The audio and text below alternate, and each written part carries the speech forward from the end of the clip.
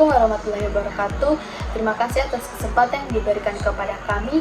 Di sini kami akan mempresentasikan hasil diskusi kami. Namun sebelum itu, perkenalkan, nama saya Hernikan Iriana Lawani selaku moderator.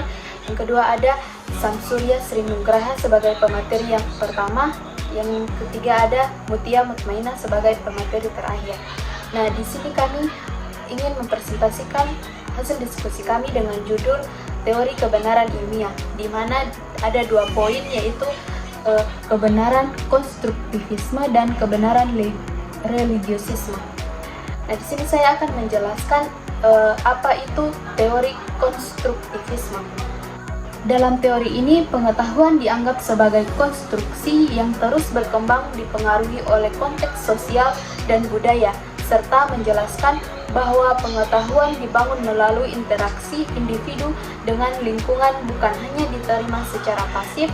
Dengan demikian, pengetahuan bukanlah sesuatu yang tetap, melainkan sesuatu yang dinamis dan subjektif, tergantung pada cara individu menginterpretasikan pengalaman mereka. Nah, selanjutnya materi kelebihan dan kekurangan teori konstruktivisme akan dijelaskan oleh Saudara Samsurya. Baik, selanjutnya saya akan membacakan materi kedua tentang kelebihan dan kekurangan teori konstruktivisme. Teori konstruktivisme memiliki kelebihan dalam mendorong siswa untuk aktif terlibat dalam proses pembelajaran, sehingga mereka dapat membangun pengetahuan secara mandiri dan relevan dengan pengalaman mereka. Namun, kekurangan dari teori ini adalah bahwa tidak semua siswa memiliki kemampuan atau motivasi yang sama untuk belajar secara mandiri, yang dapat menyebabkan kesenjangan dalam pemahaman dan hasil belajar. Kelebihan lain dari teori konstruktivisme adalah kemampuannya untuk mengembangkan keterampilan berpikir kritis dan kreatif, karena siswa didorong untuk mengeksplorasi dan menemukan solusi sendiri. Di sisi lain, kekurangan yang mungkin muncul adalah kebutuhan akan waktu dan sumber daya yang lebih banyak, serta tantangan dalam menilai kemajuan siswa secara objektif, karena penilaian seringkali bersifat subjektif dan bergantung pada interpretasi individu terhadap proses belajar. Selanjutnya saya akan membacakan materi ketiga, yaitu pengertian teori kebenaran religiosisme. Kebenaran religiosisme adalah konsep yang bergerak dari dasar keyakinan bahwa kebenaran berasal dari wahyu Tuhan.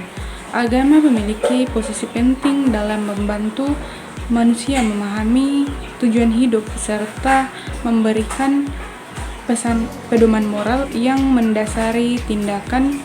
Dengan demikian, kebenaran dalam religiosisme meliputi pemahaman yang dalam mengenai hubungan manusia dengan Tuhan, serta penerapan ajaran agama yang sesuai dengan konteks dan realitas kehidupan sehari-hari. Nah, sebelumnya telah dijelaskan apa itu teori kebenaran religiosisme. Selanjutnya saya akan membahas tentang bagaimana teori religiosisme menjelaskan hubungan antara agama dan masyarakat, dan apa saja faktor-faktor yang mempengaruhi perkembangan teori religiosisme. Yang pertama, sejarah dan tradisi agama. Contohnya itu bagaimana agama Islam dipengaruhi oleh sejarah dan tradisi Arab. Nah, yang kedua, budaya dan nilai-nilai masyarakat. Contohnya bagaimana agama Buddha dipengaruhi oleh budaya dan nilai-nilai masyarakat Asia Tenggara. Nah, yang ketiga itu kepemimpinan dan institusi agama. Contohnya itu bagaimana institusi masjid mempengaruhi agama Islam. Nah, yang keempat, perubahan sosial dan ekonomi. Contohnya bagaimana perubahan sosial dan ekonomi di Timur Tengah mempengaruhi agama Islam. Nah, yang kelima itu ada filsafat dan teologi. Contohnya itu bagaimana teologi Islam mempengaruhi pemahaman tentang Tuhan. Dan contoh yang kedua itu bagaimana filsafat Yunani mempengaruhi teknologi Kristen. Nah, yang keenam ada sosiologi dan antropologi.